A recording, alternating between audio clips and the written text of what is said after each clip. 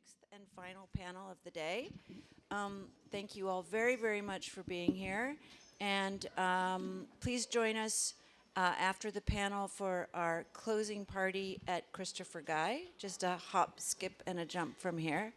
And again, thank you all for being here. We've had an incredible day today, and I think this is going to be an outstanding send-off. So here we go. Here's Frances. Thank you, Mallory. Great to see you all here. This we hope will be the firecracker of a panel to go out on. Really thrilled to have three very interesting people on the panel.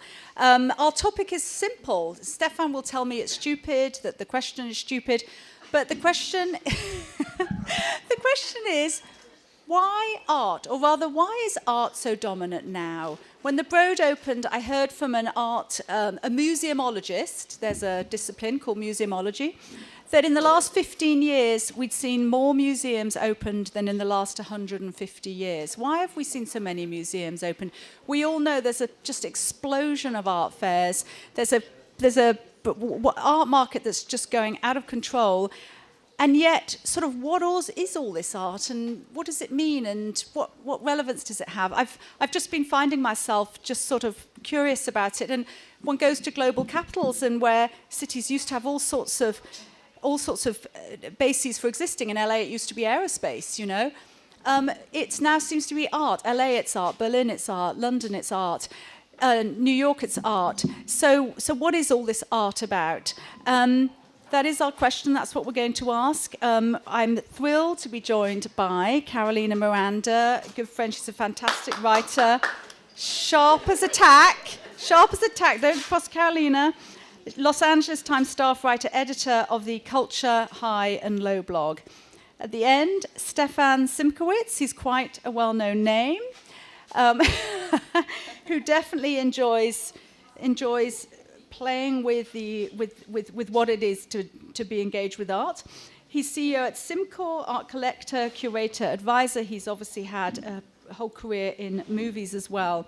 To my immediate left, Stephen GOLDBERG, a cog in the machinery of the art industry. He's an art attorney. He specializes in art law, and he also writes a regular column for Artillery magazines. Stephen and I got to know each other when we met at the New Objectivity opening at LACMA, a show that I found to be incredibly powerful. Stephen did too.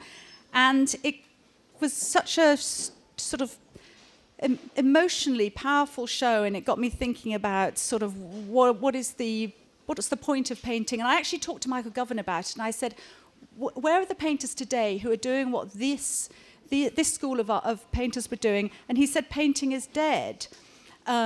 So anyway, that was just another thing that played in my mind, sort of. I'm trying to just get my head around it. I feel as if there's other people who are also sort of perplexed by what's going on.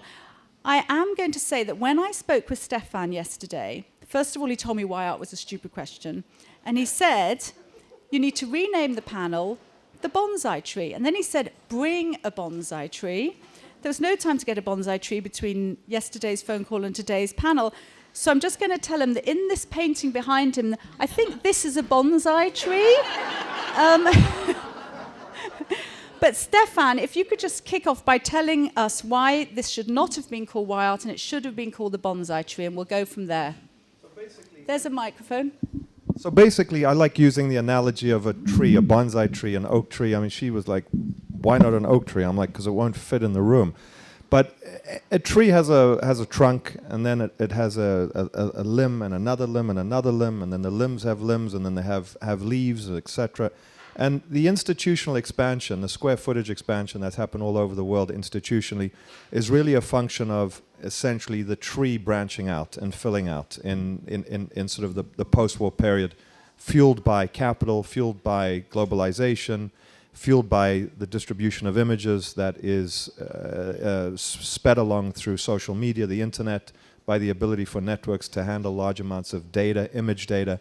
And this has essentially created a construct where we can see the expansion of cultural distribution and cultural production through the global environment encourage essentially the physical expansion of just retail exhibition space, not just institutionally, but also in the gallery and retail system. And I think the bonsai tree is a really elegant and simplistic way of thinking about what's happening without getting too critical in the sense that painting is dead or it's alive. We are in a system where there is no singular system in charge, where you can think of it in terms of neoclassical economics, where a single person is in charge, something moves out of equilibrium, it can be fixed. We're in an evolutionary, adaptive system where the hierarchies have been dismantled. There are many people in charge for short periods of time, but they're connected in this network that sort of can communicate to each other and respond to situations. And accepting that as a new ecology for an environment in which we live is very difficult for us to wrap around, because we want to accept that someone's in charge, that there is order. There isn't. There's chaos, and in that chaos, each and every one of us has a little bit more power if we network together and communicate to essentially establish order. So we're all essentially become responsible for the world, the environment, as well as for the distribution of cultural production that is no longer hegemonically controlled institutionally, academically, or in the retail space by singular powerful gallery systems. Carolina, you critique art. How does everything you just heard relate to your job as a critic of art? I mean, And report one. I'm going to halfway address that, but I also want to address your question about why art and why this moment in Los Angeles. And the first thing is, I think we have to be careful not to drink our own Kool-Aid. I mean, the biggest economic sector in Los Angeles is manufacturing. Art is nowhere even close to that in terms of providing jobs. It's a few 100,000 jobs in Los Angeles if you look at the Otis report versus the sort of vast millions that live here. So I think, you know, barring those New York Times style stories aside, it's not as big as we think it is. It just gets a lot of press. The other thing is, yes, the ecology has changed. I think there is there's less of certain institutional types of control, but I think that the expansions that we're seeing in terms of some of the spaces, you know, it's all still pretty 1%. Like, yeah, okay, all these museums are opening everywhere. Like Eli Broad has a museum, and Peter Brandt has a museum, and Jacques Estuano has a museum, but they all represent a pretty elite, sort of highfalutin segment of our... Cesar Garcia has a museum. Cesar, I think of that more of as a Kunsthal, but... Okay. But he's it... a guy who comes from nothing, who's established a Agreed. great system. Agreed, but I also think that we just need to think carefully about, like, when we bandy all of these names of all of these new museums out there. They're private museums, That generally. a lot of them are private museums, you know, that benefit private collectors who then don't pay taxes on those purchases. You know, like, there's all of this stuff that goes into that in terms of, like, reputation burnishing.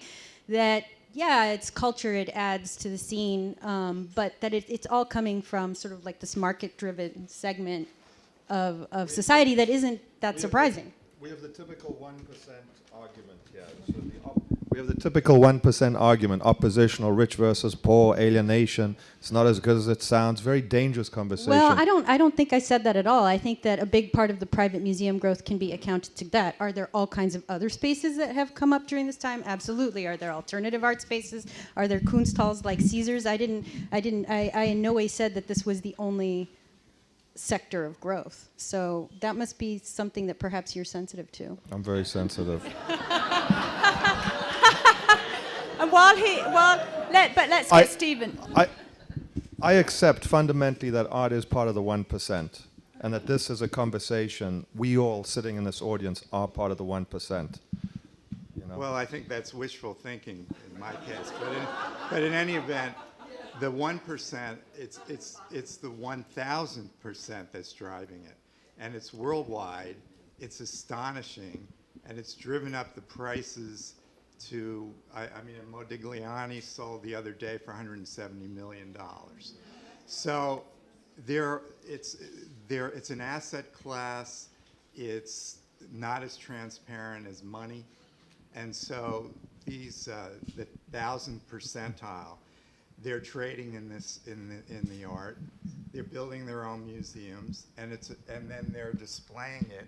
It's a sport for the common people to come and see. You know, when I went to New York for the opening of the Whitney, the next day, the new Whitney, the next day the line was a half mile around the block in Lower Manhattan. the Broad, I understand. I mean, I went to one of the openings, but the Broad also had a mass crowd.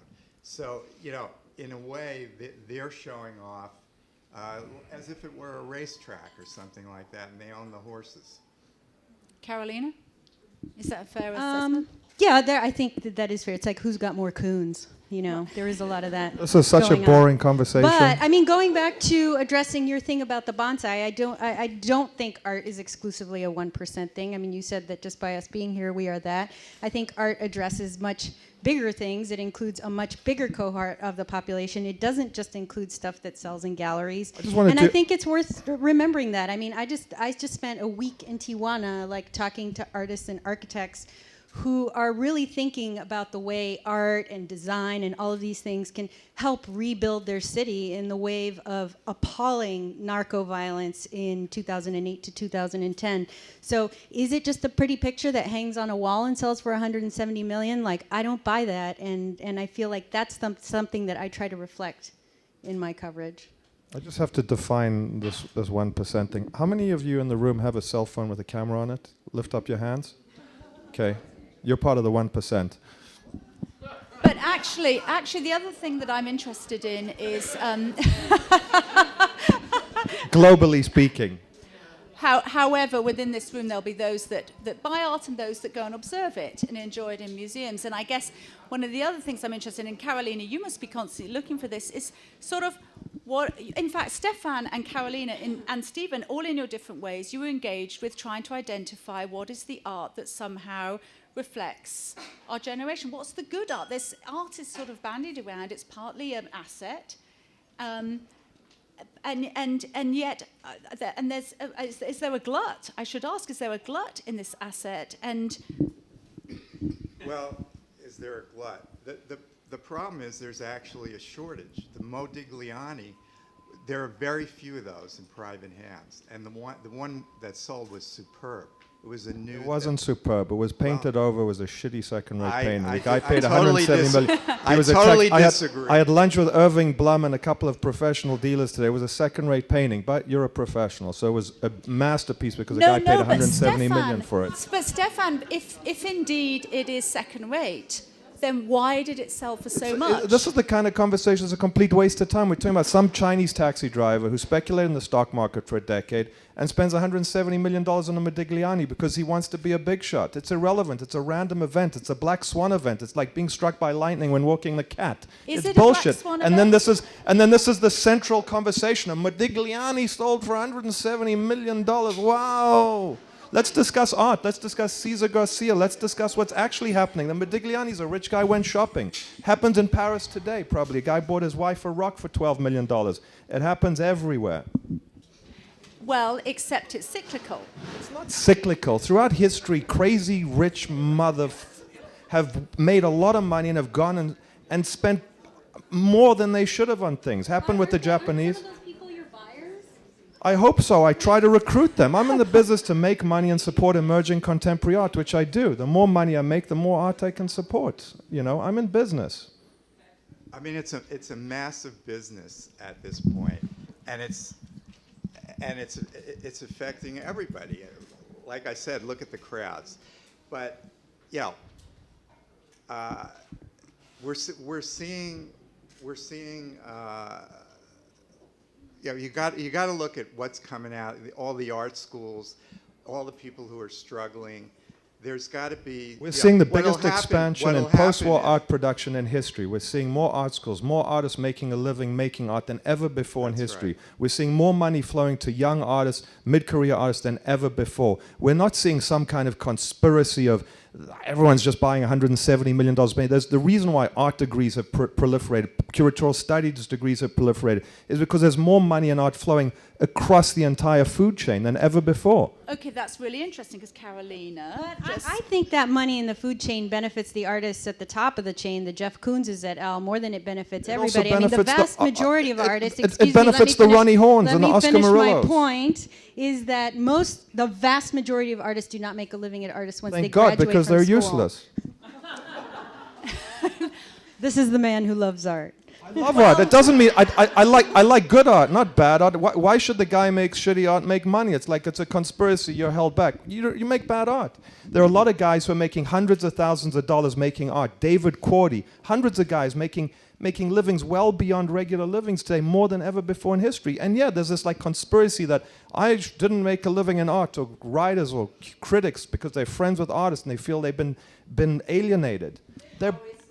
Yeah. There's a lot of bad art out there. But I see a lot of shitty art, unfortunately. But Stefan, also you do. It's not a subject.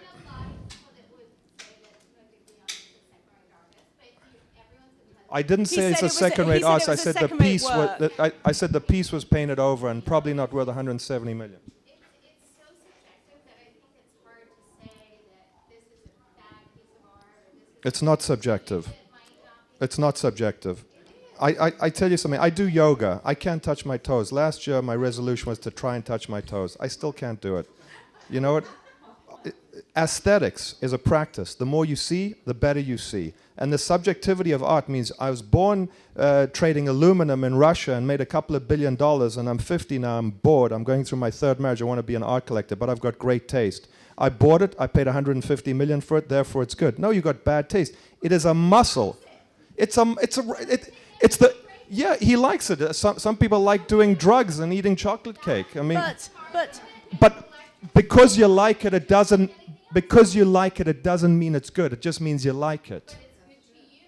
It's irrelevant. That's the subjective morality of if you like it, it's good. But actually, I think, okay. Consensus is built by professionals who look at art all day long, write about art and look at art. I want to ask Carolina, because Carolina does look at art. I see a lot of crappy art, and I see a lot of crappy art in some good museums and good galleries. I think about it less as liking art than in thinking about longevity. That when you think about the works of art that have power, that continue to have power hundreds of years after they were made, it's not necessarily the stuff that was hot at the moment. I mean, I think, there's a great book by Ross Kingdom called The Judgment of Paris, which talks about the rise of the Impressionists and how basically nobody would take them seriously when they first came out. And in the meantime, there was this great French painter, Meissonier, who was like sort of the Jeff Koons of his era. Nobody remembers him now. He was the hot guy getting the big commissions, selling the paintings for a lot of money for amounts that nobody remembers today. But the work made by these guys who questioned what painting was is what lasted. So I guess when I try to, it's always hard to say definitively, is this going to be a work with lasting resonance? I don't know. I'm not going to be here in 100 years. I hope I have a good enough eye to be able to pick some of that out. But I think that's what we need to be thinking about, not like how much does it cost, is it good, is it not, did so-and-so collect it? Mention 5 paintings over the last 50 years that you think may have a long-standing... What, you want a BuzzFeed list? Is that... I know, I actually wonder if you... I can do that easily. Okay, who? Cory Archangel Gradient. Okay, Gradient by Cory Archangel. Any of you know him? He's good. Okay. Sterling Ruby spray painting, Joe Bradley abstract, Josh Smith signature painting, and one other. Let me think. And I'll throw in Oscar Murillo. But Stefan, define why those rise to the top. Cory Archangel basically goes to the pinwheel of Photoshop, and he takes the coordinates of a gradient and he prints that big, 72, prints them in different sizes. It's the end of photography and ushers in sort of the age of what I believe is digital painting. It sort of ends the image and it begins it in its digital environment. It opens up essentially an entire platform. Josh Smith dealing with abstract expressionism and the monolithic structures of post-war art. How do you deal with being a painter in the legacy of Jackson Pollock where painting is dead? You just take your signature and you sign on the painting, and you make hundreds of them. And you're kind of like working out, how do I be a painter in the legacy of these giants? Joe Bradley, the same thing, dealing with minimalism and pop. Oscar Murillo, I think, Sterling Ruby, very similar, dealing with the legacy of Donald Judd and minimalism and how to destroy minimalism. And then Oscar Murillo, in a strange way, Joe Bradley, Sterling Ruby, Josh Smith are kind of axes that fell the tree of the post-war monolithic movements. Cory Archangel and Oscar Murillo are two artists who usher in essentially a new age. Cory Archangel, along with Seth Price, the sort of post-internet digital painting that essentially is dislocated from the strong narratives of post-war art and much more open. And Oscar Murillo ushers in what I believe is the era of the aesthetics of labor exchange. Community, essentially an inversion of the Warholian aesthetic, which is about commodity fetishization. And I think these five artists, essentially, three of them fell the tree that lies in the past, and two of them essentially grow a new tree. Five great artists to own. Not the bonsai tree. The bonsai tree basically, those are like limbs. Those are like giant limbs that spread from the foundation, and then thousands of things are sprouting from that tree.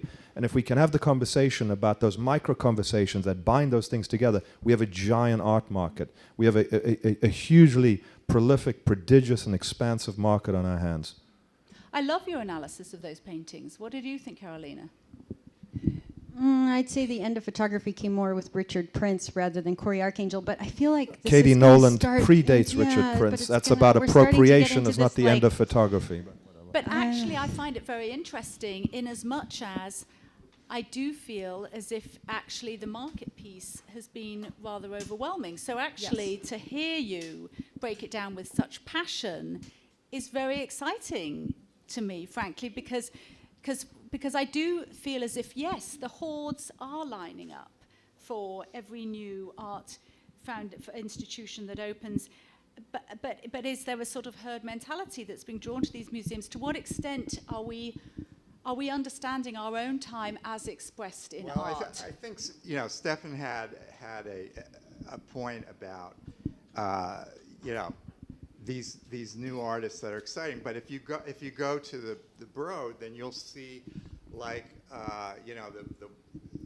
the major artists.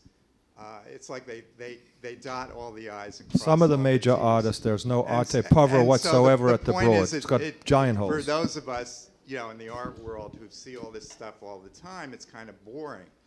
But it serves a purpose for people who haven't seen this stuff, and they need to see this stuff.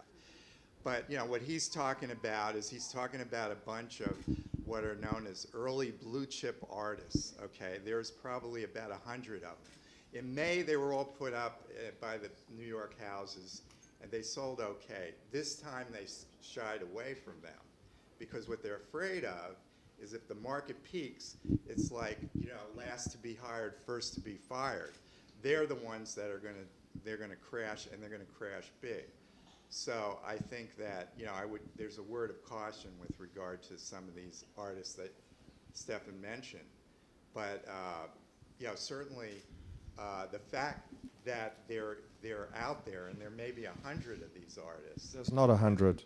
Well, there are 100 of them. Name them. So, of course, I'm not going to name them, but you can go to the Christie's and Sotheby's catalogs and the Phillips, No, and you can see because that they're in an auction catalog, it doesn't mean they're 100 of the next blue chip artists. It means there's an auction house that's flogging some art, and there's different names in there. It doesn't mean they're the most important Some of art. your artists were in there, Yeah, I know.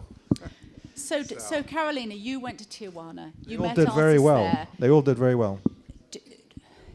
Would their careers be made, or how are they anticipating forging their careers?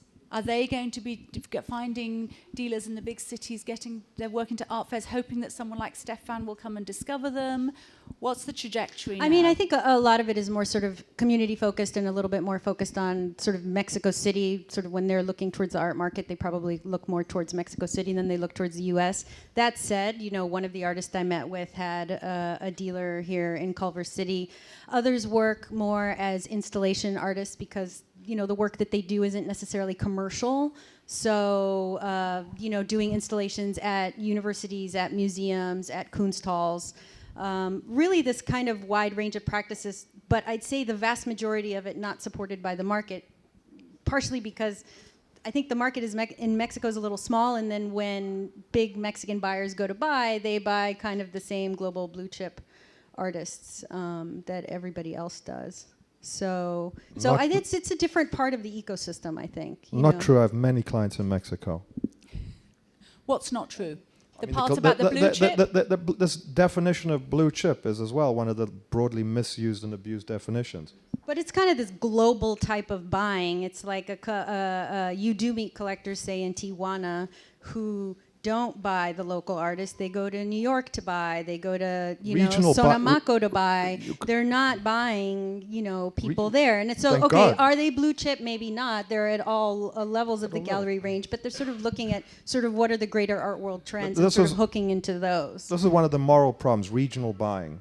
Because you're in a region, you should buy your regional artists and support your local arts community. You should support the best art. We're in a global environment that's networked together where the I'm periphery... merely describing the reality for these artists. The reality is tough. I'm not dictating what a collector should buy by any means. But you're also assuming a definition of what constitutes as best. And this seems to be something that you think is very clear. The periphery is the new center. The great young Mexican artists, Colombian, African artists appear in the network today because of social media, because of image distribution in a very efficient way.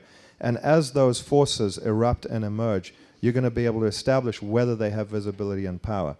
And the conversation of like regional collecting and small, I'm very interested in a different dialogue. I'm interested in identifying the next waves, the next movements, the next, whether micro trends or macro trends. Very different. I think this like regionalism of supporting artists in LA because they happen to be in LA and because it's convenient, or Mexico. I think you've got to build a net over the entire world, from Iceland to Ghana, basically. And you've got to then use the network to look at who is making something interesting, who's saying something interesting, and then you bring them into the network. So the distribution can be anywhere. Then these conversations sort of occupy two poles. One is the polarity of the auction houses and their $100 million sales and whether things go sell or don't sell or up and down. And then the polarity of regional art collecting that sort of tries to sort of define why aren't these regional artists making it, or why they're under-supported. And then you sort of construct this moral episode where it's because the rich guys are buying blue chip, which is really poorly defined. And you end up with this narrative of false conflict that doesn't actually let you dig into the flesh and understand what's actually happened, to look at the plumbing and the bone and the sinew and figure out how to operate within it, because we're having these sort of exaggerated conversations that take us nowhere. And they're consistent. The press likes writing about the auctions and how much money something, or they like writing about how alienation and et cetera, et cetera. A guy built a giant cheese grater downtown and put a couple of $1 billion of art there. There's going to be lines around the block for the next year. I guess what I'm interested in is, well, speaking to regional art, so there's this show where Stephen and I met, New Objectivity. I found it profoundly moving. It comes from a group of artists concentrated in a small period of time, in a small geographic area, and it has become completely sort of era-defining. It's become an important epoch in art. Are we seeing that emerge now? I wouldn't know where to look. Are we? To what extent is the art that you're identifying and buying? To what extent is it telling the story of our time? Or, I know that's a very dumb, probably question, but I came out of that show thinking, where do I find that now? I find the. Well, I think there was Paris, there was New York, and all of these artists, the Abex artists, they had a dialogue with each other. In Los Angeles, the Venice artists, some of them are from that generation that I represent, the same thing. The Billy Al Bengtsons, the Ed Moses, Robert Irwin. They all had a dialogue with each other. So it's really important. In Paris, Modigliani was there with a whole bunch of other important artists that emerged at the time. So the communities are important, but we are living in an instantaneous world, a global world. And so I don't know that there is any center anymore. In the art world is a global world, and it's a global market. And so artists can get on Instagram and have dialogue with each other. So it's very exciting. What I'm saying is all these artists are emerging. There's a proliferation of art schools and so forth. And what you have is you have the opportunity. Okay, so they're called early blue chip artists. Okay, maybe that's the wrong word, but you know who we're talking about. He mentioned a number of them. One of them, Oscar Murillo, he represents. So, I don't represent him. Okay, well, I just know a lot of material. Whatever, you're close with him. You're close. Okay. So I think that's great. But I just, there's a note of caution because the art market, he's at auction, Murillo now. It's at Sotheby's, Christie's, whatever, and the bottom could drop out tomorrow. So then what? So the point is, it's great, but it's cyclical too. Back to sort of the positioning of art. So in one of the earlier panels, a sort of pre-DIEM panel that we did, we talked to a bunch of designers who are working for essentially absentee homeowners for whom these designers are decorating the fifth house. And they're buying art that goes in the fifth house. They're also working for new tech billionaires who are 25 and have no clue about art. And one of the designers tells a story of driving around San Francisco with $20 million worth of art sitting in the back of the truck that he's driving to this guy's house. It's like a story of our time. But basically, the art has become completely integral with the property, with the wine collection. It's this, and where are these guys who are sort of what part of the ecosystem does this belong in? What part of the bonsai tree? Shopping. Shopping. I mean, I think this has always happened. I mean, it's what Norton Simon did. He went out and bought out the Duveen brothers in New York City, and he filled his museum with it in Pasadena. It's like the idea that some people buy for something other than being engaged with the ideas and the art, I think is probably not new. It's probably old as time. But are we seeing a kind of explosion right now, a very hot moment for all of this right now? I mean, I think it's hot, but I also feel like everything just gets magnified by sort of the media gaze, and I don't follow auctions, so I should probably hand this off to you. Well, yeah, I think that's one of the problems, okay? I mean, what they're doing is, again, it's an asset class. So what they're doing is they're buying these works of art. Sometimes they never even see them. There's fireproof vaults in Switzerland, in Dubai, and they're putting the they never even see the art. I mean, it's not even on their wall. I mean, so they buy and sell, like Steve Cohen, the billionaire from the hedge funds, was selling a number of works that made records. A Fontana, I think, maybe was one of his. That sold at $29 million. Yeah, these works of art are just so it's like an asset class, and they don't care what's on their sofa. I mean, at that level. It's astonishing, but there's also a lack. The reason it's being done is there's a lack of transparency. The secondary market, you don't see really what's going on, and when you're talking about numbers like that, they can offshore the art and offshore their assets. And are those assets affected by, say, I guess you and I were talking this week about, I guess Snapchat has been slightly devalued. These unicorns in the tech world are... We're seeing, I think what happened, for example, in May, we saw Christie's did $1 billion. In November, just now, they did about half of that. And so what you're seeing is, and you're seeing Steve Cohen selling all these works. So there's some thought that right now the market's at a top. It correlates with the stock market, and probably I would think it seems as if the thinking now is that it peaked in May. Who cares? When it peaked, if it's cyclical, if it goes up, who gives a damn? There are 563 billionaires in China, 512 billionaires in America. They're not competing, they're going on a shopping spree. Do you write about it when a rich guy basically goes and buys some champagne at the liquor store and pays $50,000? It's the same thing. The guy's got a truck with $20 million of art. I go and buy a poster when I'm in college. I put it on the wall. If I've got $10 billion that I stole from some resource deal in Nigeria, I'm going to go and spend $20 million. I know people who've spent $1 million on parties. It's irrelevant. Why discuss the shopping sprees of the rich? They're irrelevant. They make markets up and down, but you basically have 2,000 billionaires who are shopping. Hey, I want this, I want this. It's meaningless. Who cares? It's not discussing art. They went shopping. I mean, you might as well start writing about some guy who goes to Maxfield's Well, and blows $2 million. No, but it's not divorced from real estate markets. Why? not Because it's divorced- culture and it occupies a higher moral plane? No, because it affects the rents and real estate prices all down the chain. It's not completely a separate and isolated market. So there is a market impact. Why are of we these even talking prices. about? Let's talk about art. Why were you talking about? What are we talking about? that's Stephen the problem. Stephen Goldberg's analysis of Christie's billion-dollar sales. Who gives a damn?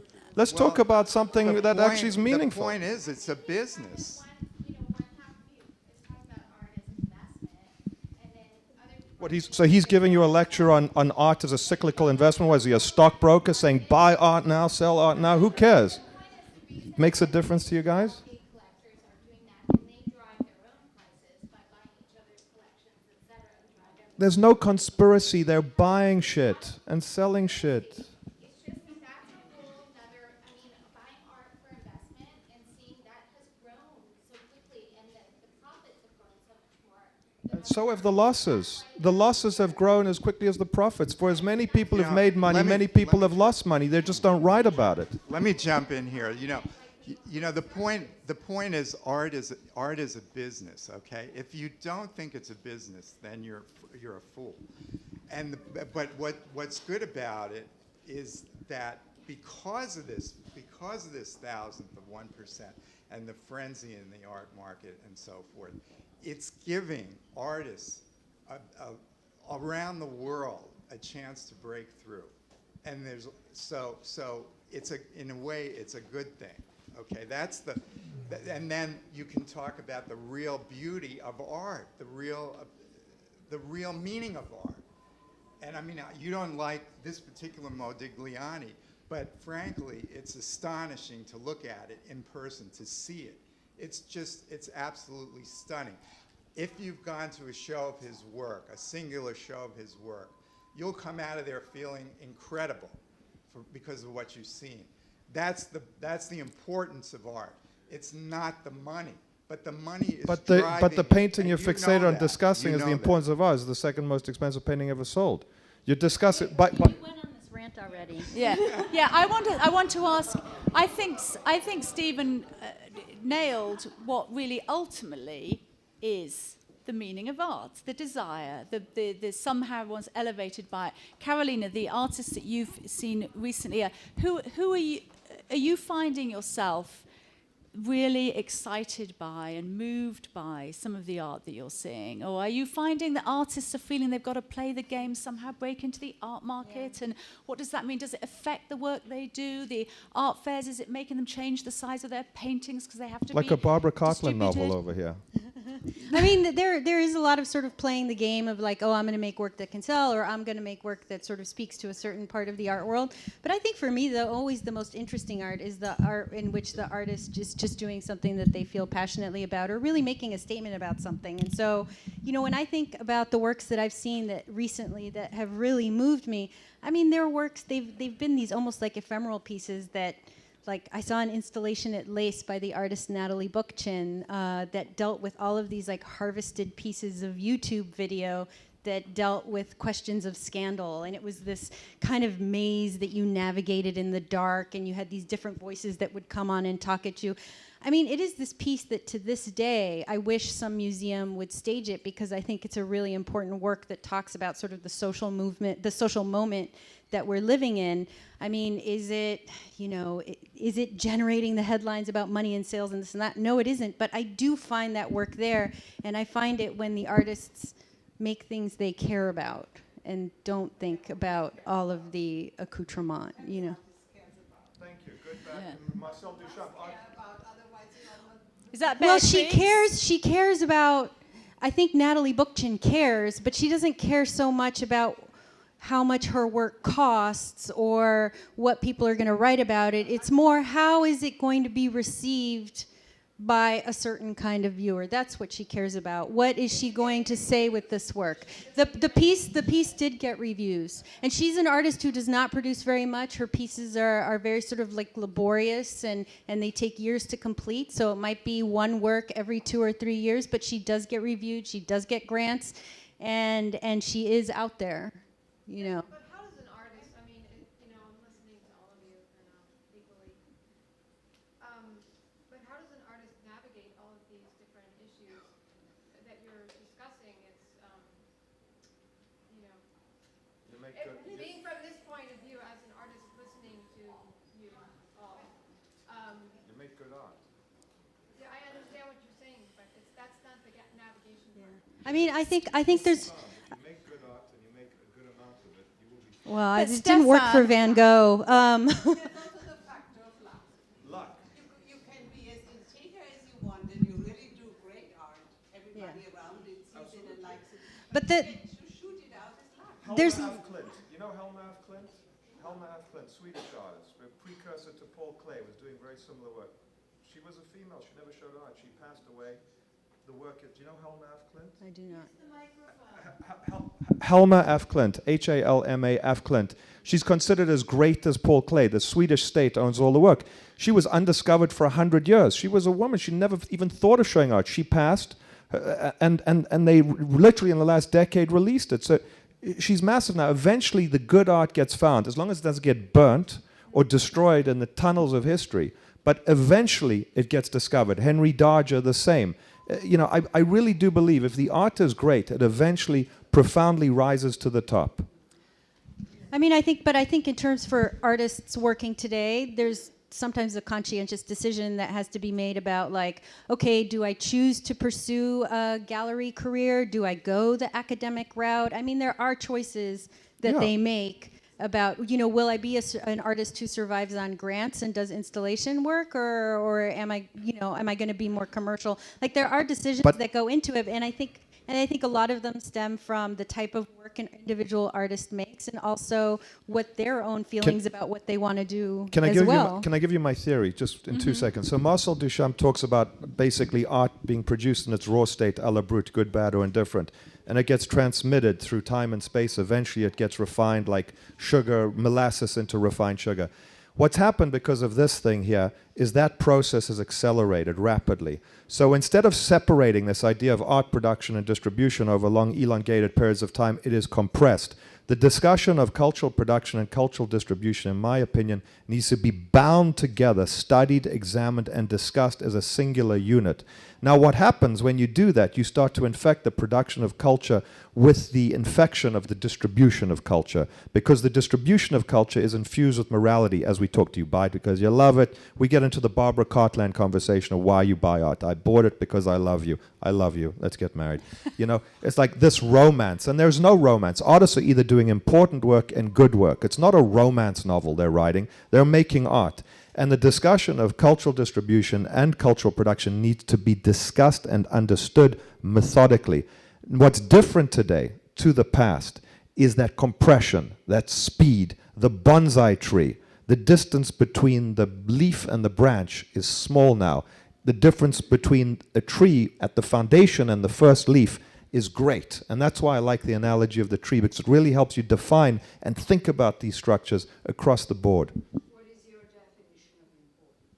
My definition of important. I think art is a language that progresses and moves us through it is the reflection, it's the cultural reflection of our output as a race, technologically, politically, socially. And art that is important is that which perfectly reflects in perfect synchronicity those movements of time and space as they happen. It's like riding a wave, it's like surfing. They're giant waves that occur. And those great artists are those guys who are literally at the top of the wave, ready to ride it. And those are the guys who make history. And that's what I look for. We definitely should be drawing to a close. I would like Carolina and Stephen to give concluding points. But I do want to ask, are there any more questions? Are there any burning questions? Do we have time for 2 or 3 questions or no? Because it's 2 or 3. 2 or 3 questions. Let's give it to the lady who's not yet asked a question today, if that's okay. I just think there's so much important art that is totally out of the gallery system. There are so many artists that are working with public art, 1% for arts, which is what I do, working with community, transforming society through community, where it's the process that's so important, and community building, and setting the example of how people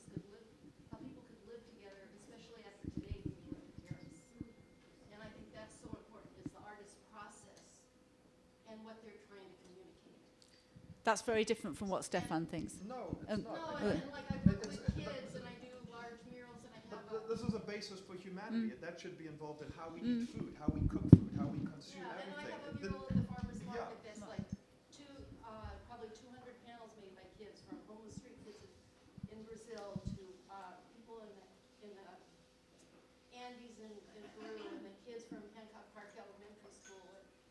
And it's just so important to teach them art, but also about how to get along with other people. It's the aesthetics of labor exchange. Oscar Murillo did an amazing project where he went to countries all over the world and put fabric and canvas on students' desks from Uganda to Right. Colombia, and they were assembled in Venice. There are now 5,000 of them. It's a foundation called Frequencies. The aesthetics of labor exchange inverts the Warholian aesthetic and brings together these exchanges of labor and family and movements together in a way. You're 100% right. It's not what I'm against. Don't confuse my capitalist business-minded tendencies with my lack of understanding. No. Yeah, because like I live off of 1% for the arts for grants, and But to get the money, we need to be practical. Right, and If every we're project impractical, I do is we're free to basically the singing a people. song on the But side of the it's so street. hard to get the money. Yeah. That's the hard. Stefan, all I saw was the difference was what this audience member's saying is that the process or the art is of value for all who engage with it. But you've said the only art that matters is good art. The only That's art different. No, the only art that I'm a businessman. I am trying to accumulate art assets that one day will have massive institutional capital. I want to make a lot of money. So what's important for me is different to what's important for a community outreach program. It doesn't mean I don't think what the community outreach program is important. But here I am in business wanting to do something very specific with my life and time. It doesn't mean I deny the importance of what you, and it doesn't mean that artists will not integrate in community outreach programs and infuse in their practice things that make those community outreach programs good. I work with artists in Africa all over the show. We're doing amazing projects. We basically financed a beautiful library that got flooded in Ghana recently. So yes, the goodness comes out of it, but it comes out through practical leadership. But in terms of you and your aspirations, will you be Messalina, the guy that made all the money at the time of the French Impressionists, who everybody's forgotten? Oh, Messonnier. Messonnier.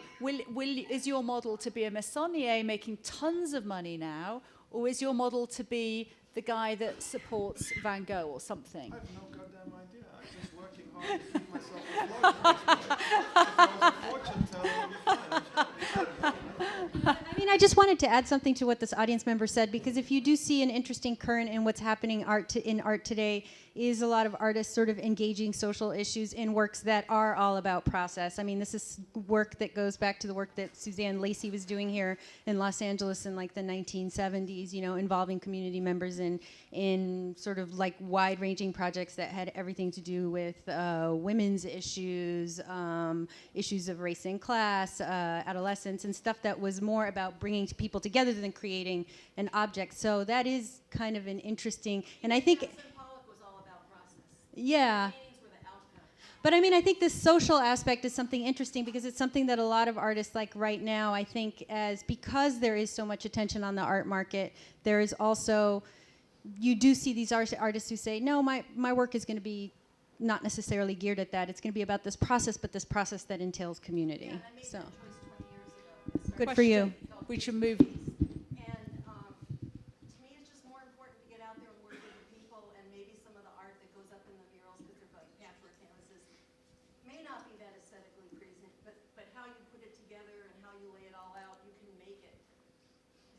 JR's project of urban renewal is amazing. The street artist, JR. I want to look at that. JR is incredible. You know JR? I mean, he's done his work is fascinating. I think one more question. We better keep it short. I just have a statement. Keep it a short statement. It'll be a short statement.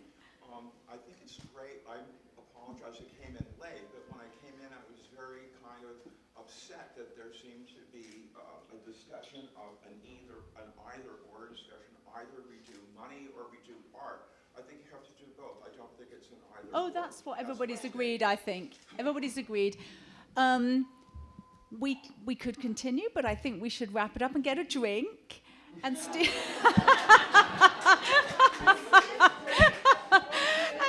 drink up the road Christopher Guy. Stephen, did you want to say anything else? And did you see that Modigliani, by the way? That dreadful second-rate Modigliani. I don't know. It's going to China, so I don't know that I'm going to be able to see it. But I do want to emphasize, and you saw that, you saw that he's ultimately revealed himself to be a businessman as well. With all that. By the way, anyone can reach me. Simchowitz at Gmail. Yeah. My number's public. Just Google me. Clients, collectors, customers, anyone. Right. You see the businessman at work, so it's not all about aesthetics after all. But the point that I'm making is, if you're involved in the art world, there's a reason why you're involved in the art world, and it's not. It should be not just because there's a lot of money involved there, but if you see something. When I go into a gallery, it doesn't happen very often, but suddenly you see the most incredible, extraordinary thing, and you feel fantastic. It makes you feel good. You also get that feeling when you go for a foot massage. No, you don't, actually. So anyway, I would say that's really what it's all about. What it's all about is the excitement that you get in seeing the incredible new art, and now you can see it in many, many different ways, as I said, even on Instagram. So that's what I think excites everybody here, but we can't divorce it from, it is a big business, a big global business, and it's helping, in the end, it's helping everybody, I think. Stephen Goldberg, thank you so much. Attorney, art lawyer, writes regularly for Artillery magazine. Carolina Miranda, read her in the LA Times. STEFAN Simchowitz. Everyone, just 1 second. For those of you who haven't seen me do the song and dance, I'm Darren Gold. I'm the chair of the West Hollywood Design District, and I want to thank you all for coming. This was an amazing day. There's always one panel that kind of has this energy, and so thank you all for bringing that. And I want to thank Mallery Roberts Morgan and Francis Anderton, our co-curators, for such a wonderful day full of great panels. And now join us all at Christopher Guy for a closing party. Thank you all.